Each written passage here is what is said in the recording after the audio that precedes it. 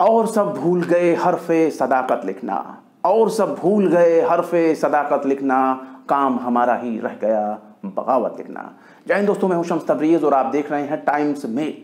Saudi अरब एक ऐसा नाम, एक ऐसी पहचान, एक ऐसा रेगिस्तान जिसकी रेत में तारीख के कई किरदार दफन हैं।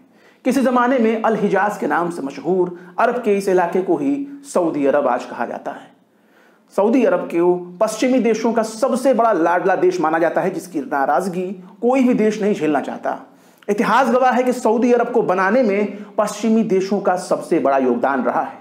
लेकिन जो काम इस वक्त सऊदी अरब ने पश्चिमी देशों के साथ किया है वो किसी बगावत से कम नहीं। खासकर अमेरिका और सऊदी अरब के रिश्ते इस वक्त सबसे नाजुक दौर से गुजर रहे हैं। अमेरिका इस वक्त सऊदी अरब को धमकी पर धमकी दे रहा है। अमेरिका की तरफ से लगातार आ रही धमकियों को देखकर ऐसा लग रहा है जैसे अमेरिका सीधे तौर पर सऊदी अरब से कह रहा हो कि हम तुमको देख लेंगे। लेकिन सऊदी अरब की सेहत पर अमेरिका के किसी भी धमकी का जर्रा बराबर भी कोई असर नहीं हो रहा है। अमेरिका का धमकी सिर्फ सऊदी अरब के लिए नहीं है, बल्कि उन तमाम अरब देशों के लिए है जो किसी जमाने में अमेरिका के पैरोकार माने जाते थे, लेकिन अब अमेरिका को कोई भी अरब का देश अपना माई बाप मानने से इनकार कर रहा है। अरबों की हिम्मत को देखकर ऐसा लग रहा है कि अरब एक बार फिर किसी ऐसे मौके की तलाश में है जब वो फिर से इकट्ठा हो सके। अरबों की वापस लौट रही ताकत को देखकर इस बात का अंदाजा लगाया जा सकता है कि वो अपने सबसे कट्टर दुश्मन यानी ईरान के साथ भी दोस्ताना रिश्ते की पहल कर रहे हैं। यानी जब कोई दुश्मन ही नहीं रहेगा तो फिर दुश्मनी किस बात की। ऐसा लग रहा है जैसे अरब 1000 साल पहले गुमनाम हो चुकी अपनी बादशाहत को फिर से नया आयाम देना चाहते हैं। ऐसा लग रहा है मानो अब पश्चिम के देश ही अरबों के गुलाम बन चुके हैं। सऊदी अरब पश्चिमी देशों को अपनी हर बात मानने के लिए मजबूर कर रहा है। अमेरिका की धमकियों को देखकर ऐसा लग रहा है कि मानो सऊदी अरब के सामने अमेरिका बीन बजा रहा हो और सऊदी अरब केवल टुकुर टुकुर देख रहा हो। इस वक्त अमेरिका की तमाम धमकियों को सऊदी अरब एकदम अनसुना कर रहा है। दरअसल इस वक्त सऊदी अरब एक अलग ही किरदार में नजर आ रहा है। इस वक्त सऊदी अरब ने अमेरिका की तमाम धमकियों की फुलझड़ी बनाकर हवा में लहरा दिया है। इस वक्त सऊदी अरब ने सुपर पावर के गुरूर में चूर अमेरिका की धमकियों की बत्ती बनाकर अमेरिका की तरफ ही फेंक दिया है। इस वक्त अमेरिका की तमाम दादागिरी को सऊदी अरब ने धुआं धुआं कर दिया है। आखिर कैसे सऊदी अरब बनता जा रहा है पश्चिमी देशों का बॉस? आखिर कैसे मोहम्मद बिन सलमान ने बाइडेन को दिखाया ठेंगा?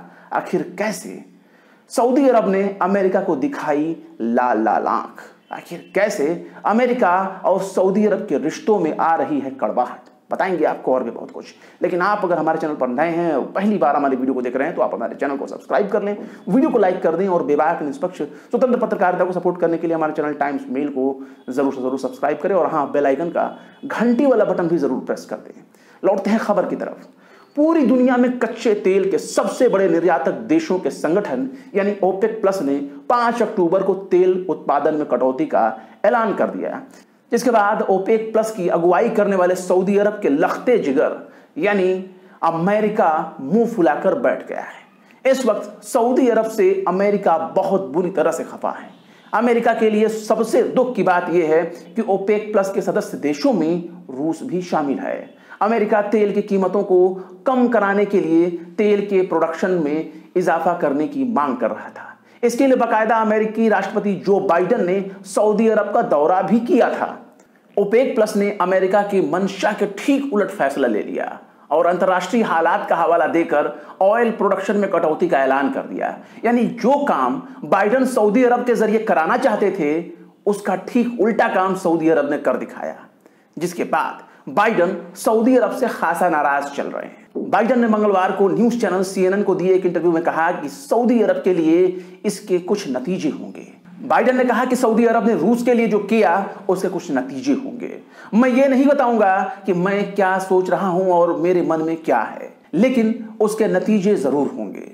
अमेरिका इस वक्त ओपेक प्लस के फैसले को रूस से जोड़कर देख रहा है। बाइडेन के इंटरव्यू से ठीक एक दिन पहले सीनेट फॉरेन रिलेशंस कमेटी के चेयरमैन प्रभावशाली डेमोक्रेटिक सेनेटर बॉब मेनेंडेज ने कहा था कि अमेरिका को सऊदी अरब के साथ अपने सभी ताल्लुकात को फौरी तौर पर खत्म कर देना चाहिए।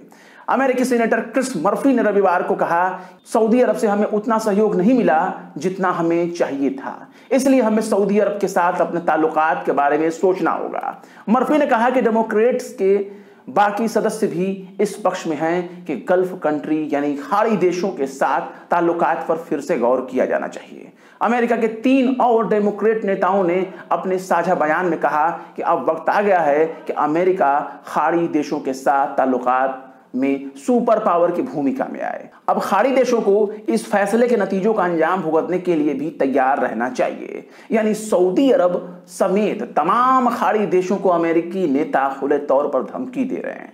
वहीं दूसरी तरफ अमेरिकी सीनेटर क्रिस मर्फी ने कहा कि जब पूरी दुनिया में चिप की कमी थी तब सऊदी अरब ने अमेरिका की मदद करने के बजाय रूस का साथ दिया था। अब सऊदी अरब तेल की कीमतों में इजाफा करके रूस की मदद कर रहा है। सऊदी अरब के जरिए रूस की हिमायत करना हमारे यूक्रेन गठबंधन को कमजोर करने की कोशिश है। सऊदी अरब को इसका अंजाम भुगतना होगा। क्रिस मर्फी ने सऊदी अरब को सीधे तौर पर धमकी देते हुए कहा कि अमेरिका सऊदी अरब को बहुत बड़ी मात्रा में हथियार सप्लाई करता है, अब हमें इस पर गौर करना होगा। उन्होंने यह भी कहा कि ओपेक प्लस देशों को अमेरिका कम कीमत पर यानी रियायत पर हथियार बेचता है, हमें उस रियायत को भी खत्म करने की जरूरत है। ओपेक प्लस के ऐलान के बाद से ही अमेरिकी डेमोक्रेट्स सऊदी अरब पर सख्त कार्रवाई की मांग कर रहे हैं। रविवार को 3 डेमोक्रेट्स नेताओं ने सऊदी अरब में मौजूद अमेरिकी सेना को वापस बुलाने की बिल हाउस में पेश किया था। उन्होंने कहा कि हमारी सेना और अन्य उपकरण की जरूरत कहीं और है, जिसके बाद सीनेटर मर्फी ने कहा कि हमें मिडिल ईस्ट और सऊदी अरब में अपनी सैन्य उपस्थिति को भी देखने की जरूरत है। यानी वो ये दिखाने की कोशिश कर रहे हैं कि हमें सऊदी अरब और उसके आसपास के इलाकों में मौजूद जो सेना है अमेरिका की उसे किसी और जगह ट्रांसफर कर देना चाहिए, वहां रखना ठीक नहीं है, ताकि इन धमकियों के आधार पर मिडिल ईस्ट, गल्फ कंट्री और खासतौर से सऊदी अरब को धमकी दी जा सके, डराया जा सके। दरअसल सऊदी अरब दुनिया का सबसे बड़ा तेल उत्पादक देश है, जो रोजाना 1 करोड़ बैरल ऑयल का प्रोडक्शन करता है। 2016 में जब ऑयल की कीमतें काफी गिर गई तब ओपेक ने तेल उत्पादन करने वाले 10 और देशों को इस ग्रुप में शामिल किया, जिससे ओपेक प्लस का गठन हुआ। रूस भी इस ओपेक प्लस का हिस्सा बन गया। रूस भी रोजाना तकरीबन 1 करोड़ बैरल ऑयल का प्रोडक्शन करता है। इस ग्रुप में 13 देश बहुत ही अहम हैं, जो ज्यादातर मिडिल ईस्ट और अफ्रीकी देश हैं। ओपेक प्लस मिलकर दुनिया भर के कच्चे तेल का 40% प्रोडक्शन करते हैं।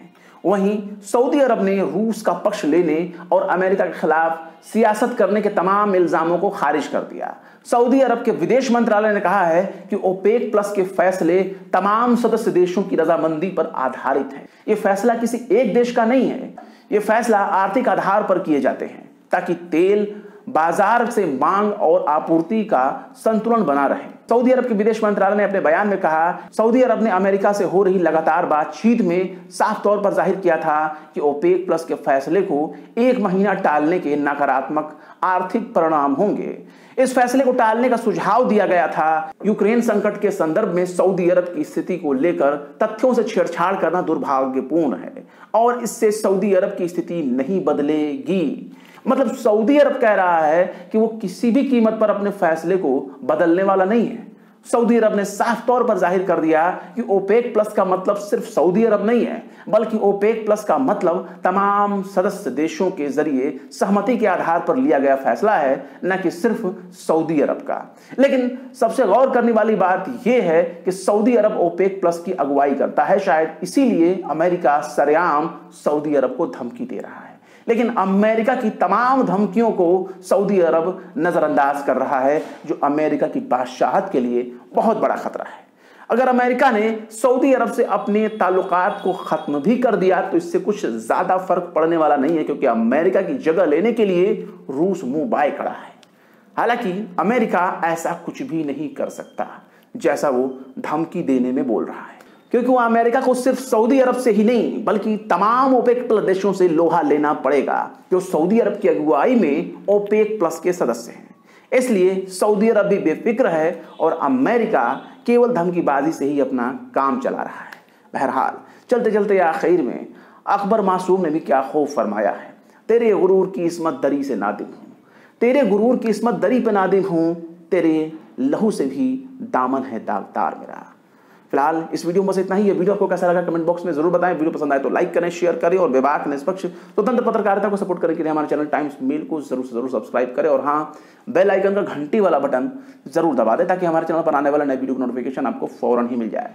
फिर मिलते हैं किसी और वीडियो में एक नई खबर के साथ। शम्स तबरीज को दीजिए इजाजत। जय हिंद। तो देख लिया आपने हमारे इस वीडियो को। हमें उम्मीद है कि आपने हमारे वीडियो को लाइक किया होगा और दूसरों को भी शेयर किया होगा। अगर अभी तक आपने हमारे चैनल टाइम्स मेल को सब्सक्राइब नहीं किया है तो जल्दी से सब्सक्राइब कर दें और बेल आइकन भी प्रेस कर दें।